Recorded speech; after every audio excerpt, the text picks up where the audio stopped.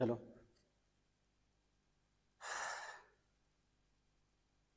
विद्यार्थी मित्रांनो नमस्कार.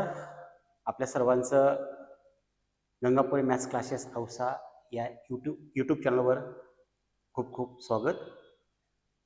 आज आपण इयत्ता 10वीचा जो अरिथमेटिक प्रोग्रेशन नावाचा जो थर्ड चॅप्टर आहे, तिसरा चॅप्टर, त्याचा प्रॅक्टिस सेट 3.2 पाहतोय.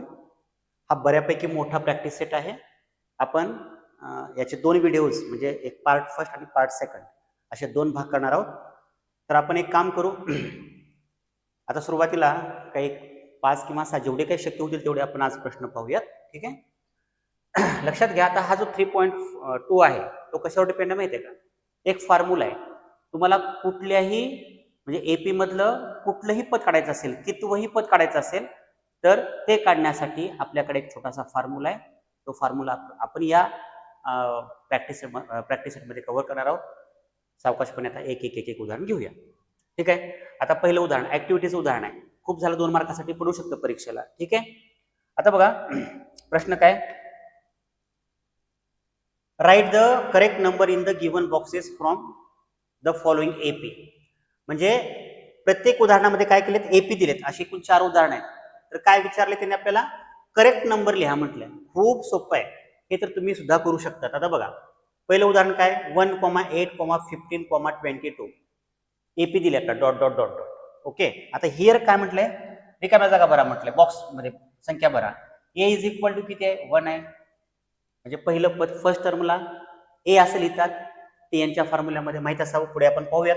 T1 म्हणजे परत 1, थोडक्यात T1 आणि ए अर्थ एकच. ए म्हणजे सुद्धा फर्स्ट टर्म, T1 म्हणजे सुद्धा फर्स्ट टर्म. T2 किती आहे, 15 आहे. T3 किती आहे, 22 आहे. झाला विषय संपला. T2 मायनस T1 म्हटलंय म्हणजे 15 मायनस T2 किती आहे, 15 आहे. मायनस T1 किती आहे, 1 आहे. बघा वरची स्टेप बघा म्हणजे लक्षात येईल. 15 मायनस 1 म्हणजे किती येतं, 14, 14 येतं. ठीक आहे. T3 मायनस T2, T3 किती आहे, 22 आहे. मायनस T2 किती आहे, 15 आहे. बरोबर आहे का? 22 मधून 15 मायनस करा. सॉरी, हा बरोबर आहे ना, बरोबर आहे. 22 मधून 15 मायनस केलं तर किती येतं, 7 येतं. काहीतरी चुकते आपलं, बरोबर आहे का? T1 1, हा इथं काहीतरी चुकलं आपलं, बरोबर, सॉरी हा. T2 किती आहे, 8 आहे, बरोबर. आणि T3 किती आहे, 15 आहे. ओके. हा okay. T2 minus T1, T2 minus T1 म्हणजे किती, 15 सॉरी 8 मायनस 1.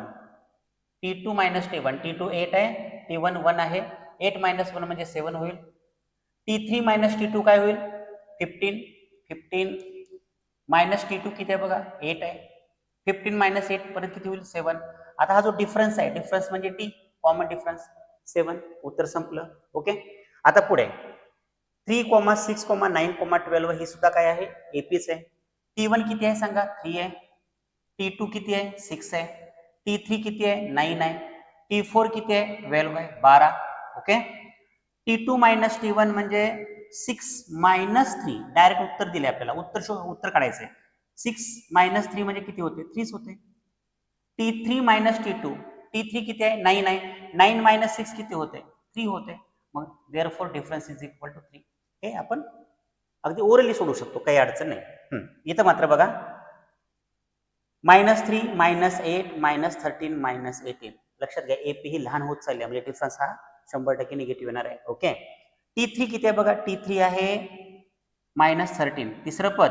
T3 म्हणजे तिसरं पद. T2 दुसरं पद किती आहे, -8 आहे. T4 चौथं पद, अल्टरनेट केलं कसंही, -18 आहे. आणि T1 किती आहे, तर -3 आहे. ओके. आता बघा T2 मायनस T1 म्हटलंय, र पेजवर आपण सोडूयात म्हणजे लक्षात येईल, सगळ्यांना कळेल. T2 मायनस T1, T2 किती आहे, T2 किती आहे, -8 आहे, बरोबर, -8.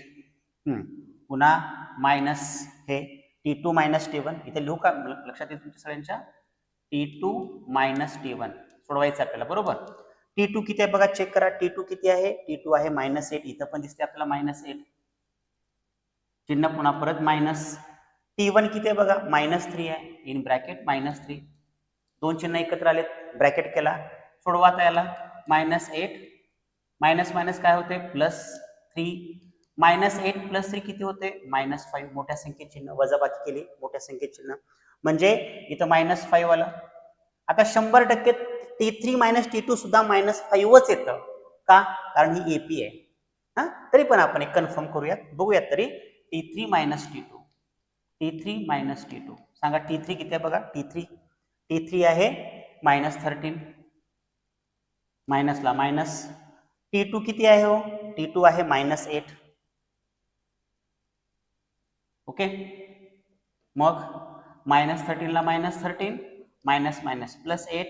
13 मधून 8 वजा करा, 5 येतं, मोठ्या संख्येचे -5 झालं. म्हणजे इथं परत -5 आलं. डिफरन्स किती आला मग, -5 आला. आणि पहिलं पद ए किती आहे, ए म्हणजेच T1 असते, म्हणजेच काय आहे, -3.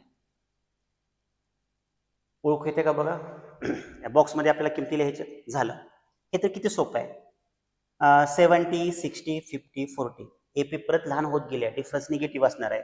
T1 किती आहे, 70, 70. T2 दुसरं पद 60 आहे. तिसरं पद किती आहे, 50 आहे, 50. झालं. ए डायरेक्ट सांगा उत्तर. ए किती आहे, 70 आहे, पहिलं पद 70 आहे. डिफरन्स काय करा, कुठले पण दोन लगतच्या पदामधला फरक बघा, काय होईल.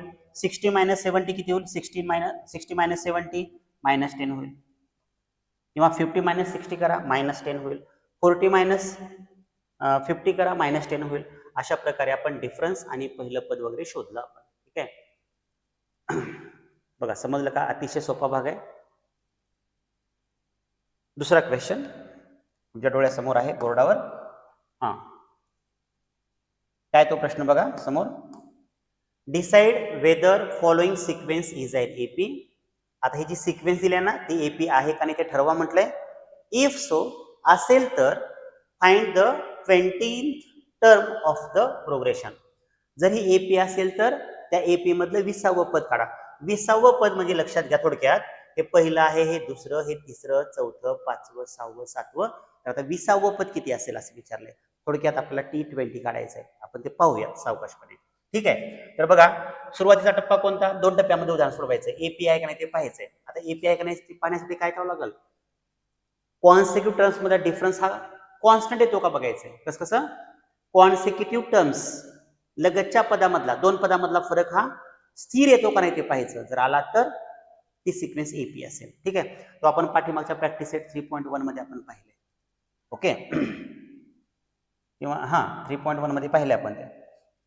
आता बघा असं लिहायचं. सुरुवात, इन द गिव्हन सिक्वेन्स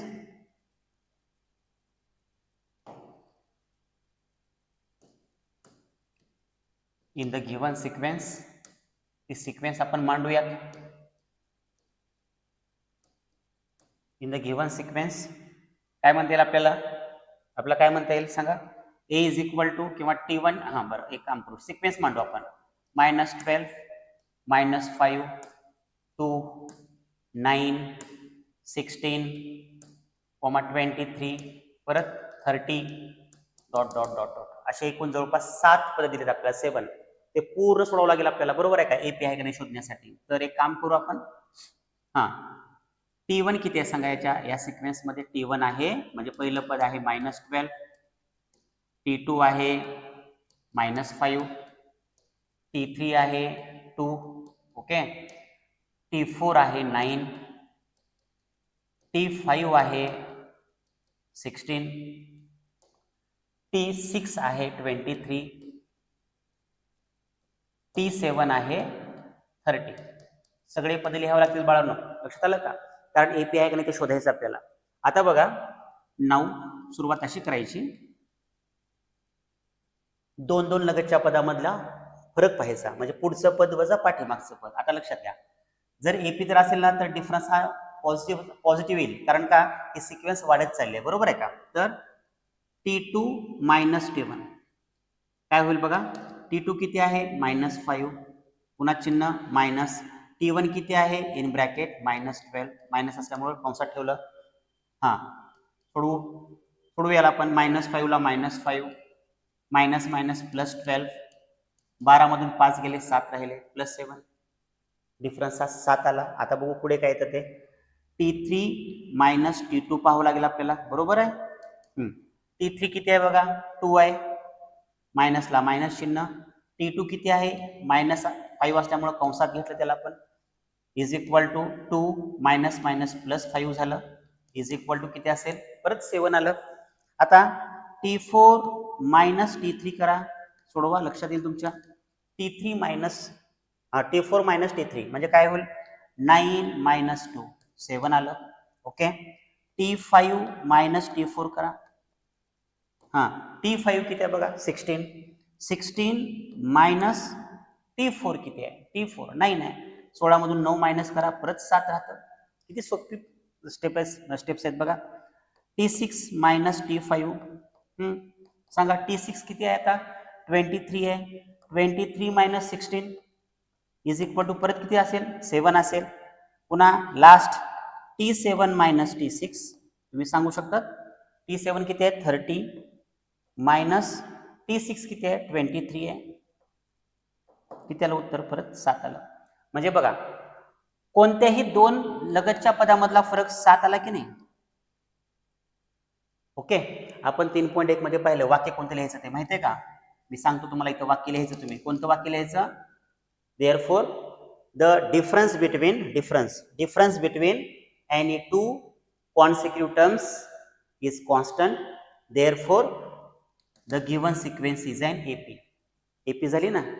आता मला सांगा, हे वाक्य तुम्हाला गेल्या पाठीमागच्या व्हिडिओमध्ये म्हणजे प्रॅक्टिस 3.1 ओपन करा, म्हणजे लक्षात येईल कसं वाक्य लिहायचं ते. ठीक आहे.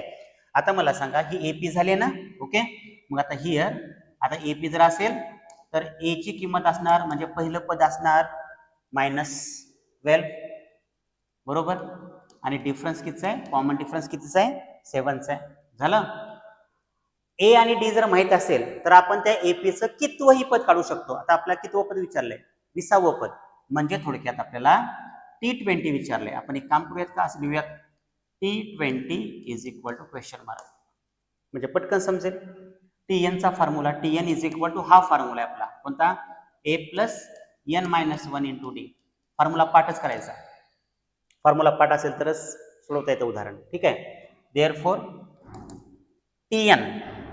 Tn म्हणजे T20 20, म्हणजे आता लक्षात आलं ज्या ज्या ठिकाणी n आहे त्या ठिकाणी 20 ठेवायचं म्हणजे नंबर. Tn ते पद आहे आपल्याला विचारायला, म्हणजे 20वं पद आहे म्हणजे n ची किंमत 20 ठेवली. ठीक आहे. इज इक्वल टू ए आपल्याला किती दिलेलं आहे -12 दिले बघा प्रश्नात आहे, सॉरी ह्या सिक्वेन्स मध्ये आहे. म्हणजे ती सिक्वेन्स एपी झाली म्हणून आपण त्याला ए म्हणालो. T1 लाच आपण ए म्हणतो. -12 plus in bracket n-1 20-1 into D किती आहे बघा 7 आहे. ओके. देअरफॉर T20 काढायचं आपल्याला is equal to -12 as it is प्लसला प्लस कंस सोडवा सुरुवातीला 20 मधून एक मायनस करा 19 राहिलं 19 गुणिले 7. आता अगोदर गुणाकार का बेरीज तर माहित असावं तुम्हाला, गुणाकार करतात अगोदर. ठीक आहे. तर गुणाकार करूयात. T20 is equal to -12 plus 19 आणि 7चा गुणाकार करा 9 7 63 ला 3 आजचा 6 7 7 13 133 आला, बरोबर आहे का नाही. आता 133 मधून किती मायनस करायचंय 12 मायनस करायचं, चिन्ह भिन्न असल्यामुळं इथं सोडवतो मी last step. T20 is equal to बघा जर 133 मधून 12 जर मायनस केलं तर 121 येईल.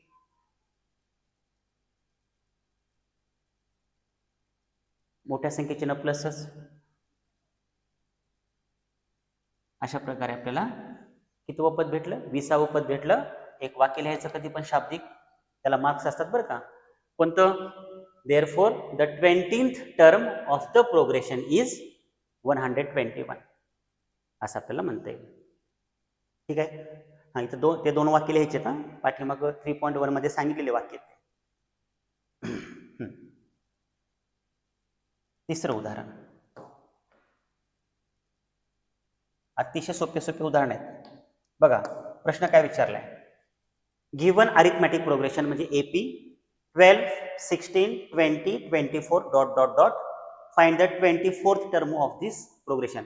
विशेष म्हणजे आता ह्या दुसऱ्या उदाहरणापेक्षा हे उदाहरण सोपं आहे. तिसरं उदाहरण का, या दुसऱ्या उदाहरणामध्ये एपी आहे का नाही शोधायचं होतं अगोदर. म्हणजे हा टप्पा, हा मोठा टप्पा होता अगोदर, इथं नाही. का बरं नाही माहिती आहे का? इथं काय म्हटले त्यांनी, सरळ सरळ एपी आहे म्हटले ही. तर आपल्या ह्या एपीचं कितवं पद काढा म्हटलंय, 24वा पद काढा म्हटलं, 24th टर्म म्हटले. बरोबर आहे का? आता सरळ सरळ असं लिहू शकतो आपण. हिअर सुरुवात, हिअर काय म्हणता येईल सांगा बरं. ए इज इक्वल टू किती आहे, 12 आहे. ओके, डिफरन्स किती आहे सांगा, ओरली सांगा. 16 मधून 12 मायनस करा 4, किंवा 20 मधून 16 मायनस करा 4च, 24 मधून 20 मायनस करा 4च येईल. म्हणजे कॉमन डिफरन्स हा किती असणार आहे, 4चा. आपला काय विचारले ते पण लिहू आपण.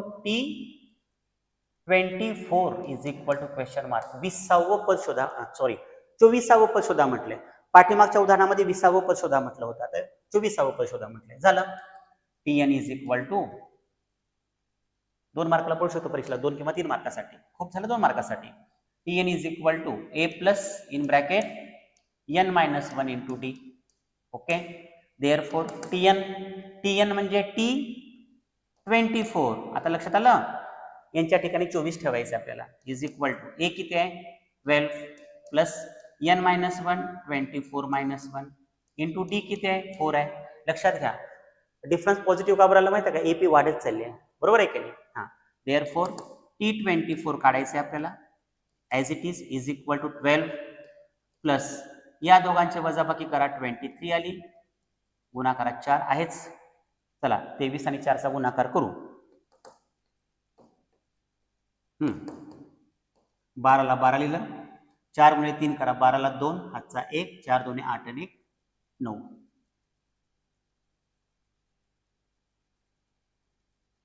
बरोबर. 92 आलं, 24 चौक 92. थोडक्यात T24 काय आलं सांगा, बेरीज करा सरळ सरळ. 2 आणि 2 4 आणि 9 1 10, 104. कितवं पद आलं 104, 24वे पद आलं 104. म्हणजे आपण कसं वाक्य लिहू शकतो, therefore the 24th term of an AP is how many, 104. बघा बरोबर आहे का. यांची किंमत 24 ठेवली, 24 मायनस 1 23 आलं. डीची किंमत तर 4 आहे, 4 गुणिले 3 12, 12ला 2, हातचा 1, 4 दोन्ही 8 आणि 1 9, 12 आणि 92ची बेरीज केली, 104 आलं. बरोबर आहे का. ठीक आहे, समजलं. किती सोपं आहे बघा. 2 किंवा 3 मार्कासाठी खूप झालं, 2 मार्कासाठी पहिलं असं मला वाटतंय. ठीक आहे, झालं. पुढे कितवं उदाहरण, हे 4थं उदाहरण. बघा प्रश्न काय विचारलाय, असा सेम प्रश्न विचारलाय, फक्त एपी बदलत चालले. बरोबर आहे का. आता मला सांगा, फाइंड द 19th टर्म. कितवं पद विचारलंय, 19वे पद विचारले ऑफ द फॉलोइंग एपी. परत मला सांगा, एपी काय, 7 13 19 25. हिअर मी सांगू शकतात, ए इज इक्वल टू किती सांगा, 7. आत्ताच्या तिसऱ्यासारखंच उदाहरण आहे, सेम तेवढाच वेळ लागेल. A is equal to 7, D is equal to सांगा बरं, ओरली तोंडी सांगा.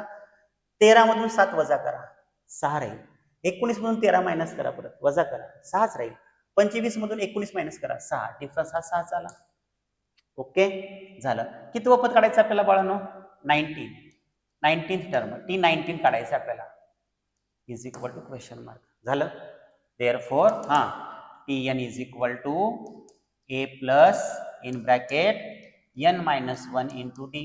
Okay, therefore T19 okay is equal to A ची किंमत किती आहे सांगा, ए ची किंमत आहे 7 7 प्लस n मायनस 1 19 मायनस 1. लक्षात आलं का, n ची किंमत किती येते, 19 वजा 1 आहे. डी किती आहे बघा बरं, इंटू डी 6 आहे, हो ना. Therefore T19 is equal to 7 ला 7 प्लस ला प्लस 19 मायनस 8 1 किती होत आहे, 18 इंटू 6. झालं. किती सोपं आहे बघा. 7 ला 7 लिहिलं, प्लस ह्या दोघांचा गुणाकार करा, 8 गुणिले 6 करा 48, 48 ला 8 कॅरी, हातचा 4, 6 1 6, 6 आणि 4 किती होते 10, 108 आलं. बरोबर. 108 आणि 7ची बेरीज करा, 108 आणि 7 115 होतं. कितवं पद आलं हे, 19वे पद किती आहे? 115 आहे. म्हणजे कसं लिहायचं? Therefore the 19th term of an AP is 115. 115. बघा, समजलं का? किती सोपं आहे बघा.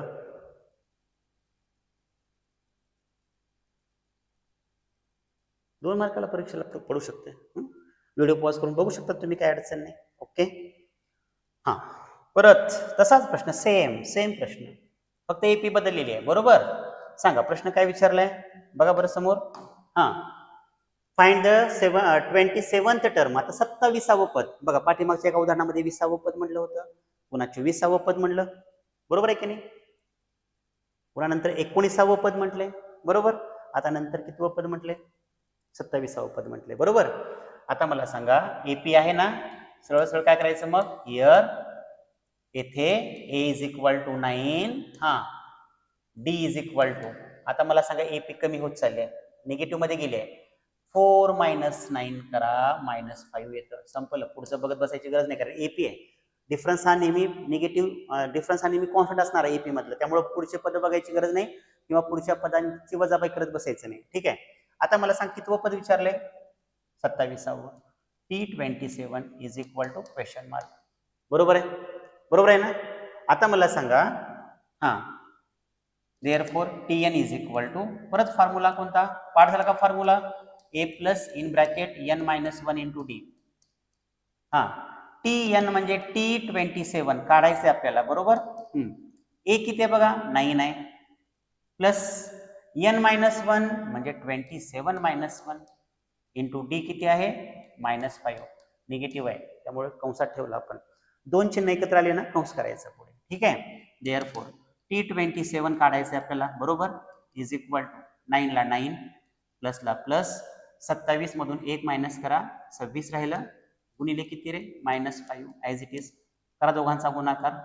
चिन्हांचा पण गुणाकार होतो. गुणाकारामध्ये T27 इज इक्वल टू काय होईल?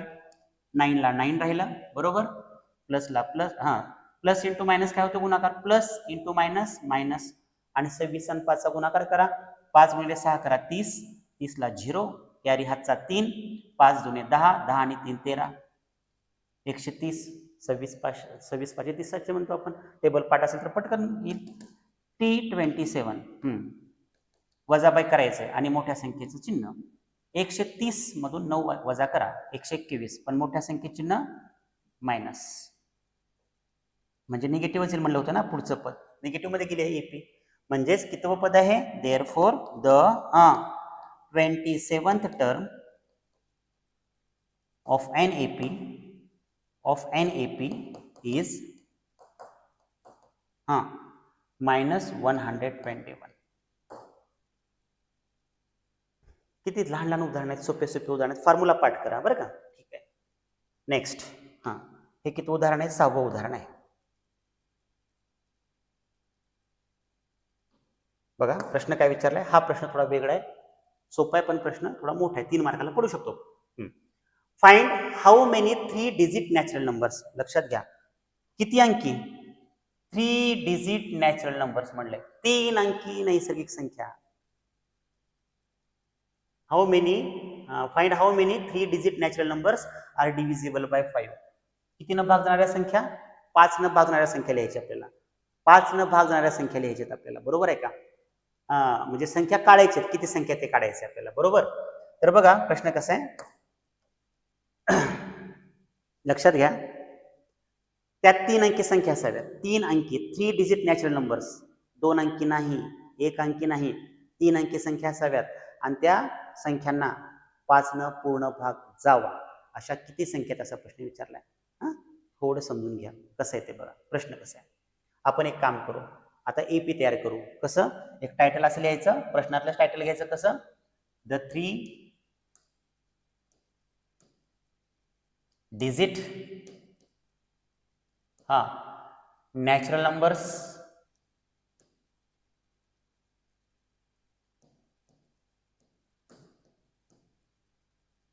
डिव्हिजिबल बाय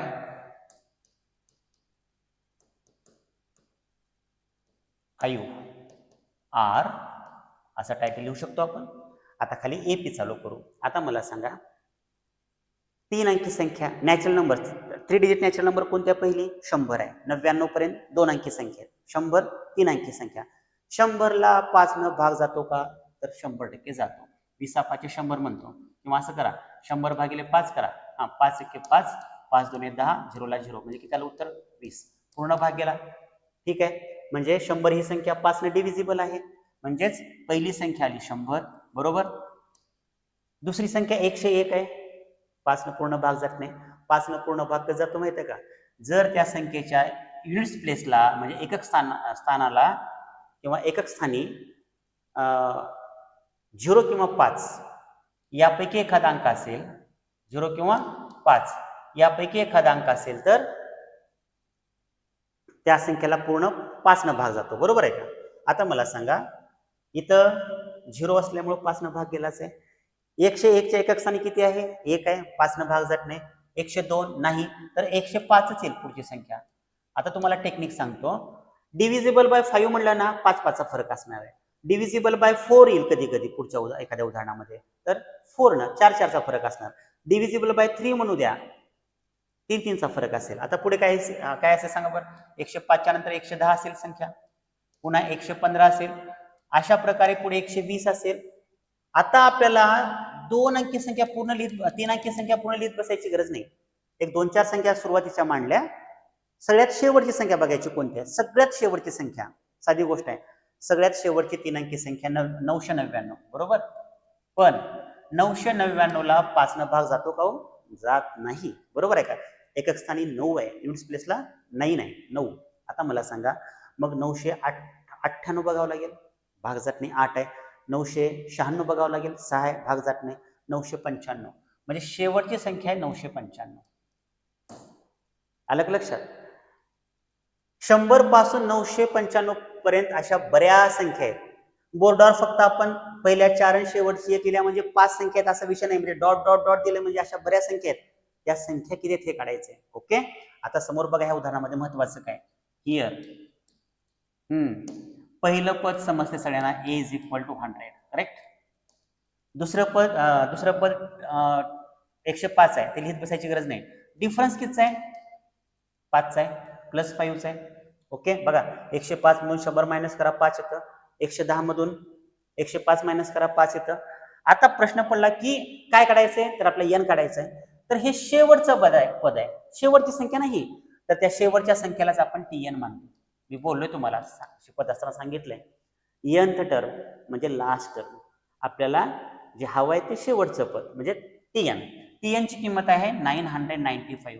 लक्षात घ्या tn च्या ठिकाणी आता 995 ठेवायचं. हे अतिशय महत्वाचा भाग आहे हा. ठीक आहे हे समजलं पाहिजे. आणि आपलं n काढायचं n = ? समजलं का. आता फॉर्म्युला वापरायचा tn चा. tn = a plus in bracket n - 1 × d. tn म्हणजे लास्ट टर्म थोडक्यात nth टर्म म्हणजे लास्ट टर्म. ठीक आहे. tn किती आहे 995 a किती बघा a आहे 100 आहे बरोबर प्लस n - 1 किती आहे n - 1 काढायचं आपल्याला n. लक्षात घ्या tn ची किंमत आहे 995 t 995 नाही. n ची किंमत काढायचं tn ची किंमत 995 ठेवली n ला n काढायचं आपल्याला संख्या किती ते काढायचं इंटू d किती आहे 5 आहे. झालं सोडवा याला 995 = 100 प्लस इथं मात्र गुणाकार करायचा आहे 5 न कंसामध्ये. कसं होईल 5 × n 5n मायनसला मायनस 5 × 1 5 होतं बरोबर आहे. आता मला सांगा 100 आणि 5n या दोघांची बेरीज होत नाही कारण इथं चलपद आहे n इथं नाही. तर ह्या दोघांची मात्र वजाबाकी होते. कुणाची 100 - 5 100 - 5 काय होईल आता सांगा बरं 995 = 100 - 5 95 होईल आणि प्लस 5n राहिलं बरोबर. देअरफॉर 995 आपला n काढायचं की नाही एका संख्येचं डावीकडे पक्षांतर करूयात. प्लस 95 चं काय होईल -95 = काय 5n बरोबर. आता मला सांगा 95 995 मधून 95 मायनस करा 900 900 येईल = 5n. आणि लक्षात घ्या आता मात्र आपल्याला n मिळणार आहे. कसं मिळणार आहे ते सांगतो. 900 upon 5 is equal to n. काय केलं आताच्या स्टेपला, ह्या स्टेपला 5 आणि n मध्ये गुणाकाराचे चिन्ह असते, राईट. त्या 5चं डावीकडे पक्षांतर केलं, ट्रान्सफर केलं, गुणाकाराची संख्या भागाकारात जाईल. ओके, 5 न भाग जातो. 5 1 5, 5 1 5, 5 1 5, उरले किती 4, 45 40 म्हणतो आपण त्याला. 5 8 8 द 40, 0 ला 0, म्हणजेच 180 इज इक्वल टू काय आलं n, म्हणजेच n इज इक्वल टू काय आलं 180.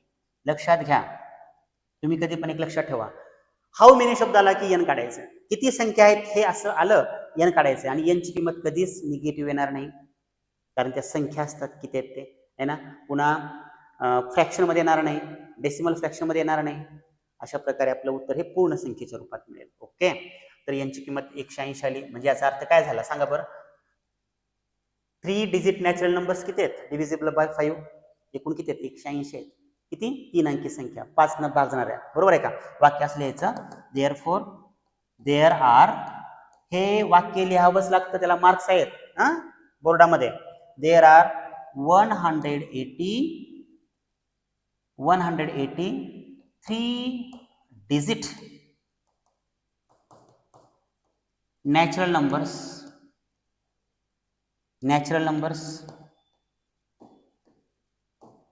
divisible by 5. एकूण किती संख्या आहेत, 180 संख्या. समजलं का. अशा प्रकारे ह्या उदाहरणामध्ये काय महत्वाचं आहे, तुम्हाला हे tn ची किंमत 995, शेवटचं पद, लास्ट टर्म म्हणजे nth टर्म, हे तुम्हाला समजलं पाहिजे. हे समजले की तुम्हाला उदाहरण सोडवता येईल. ओके, अशा प्रकारे आपण या व्हिडिओमध्ये 6 उदाहरणं कव्हर केली. बाकीचे जे 4 उदाहरणं आहेत ते थोडे मोठे मोठे उदाहरण आहेत, ते पुढच्या एका नवीन व्हिडिओमध्ये आपण घेऊयात. सध्या आपण या ठिकाणी आपण थांबूयात. ठीक आहे, लिहून घ्या व्यवस्थितपणे, समजून घ्या. काही कळत नसेल तर विचारू शकतात, कमेंट करू शकतात किंवा डायरेक्ट कॉल करू शकतात. ओके, थांबूया. थँक्यू.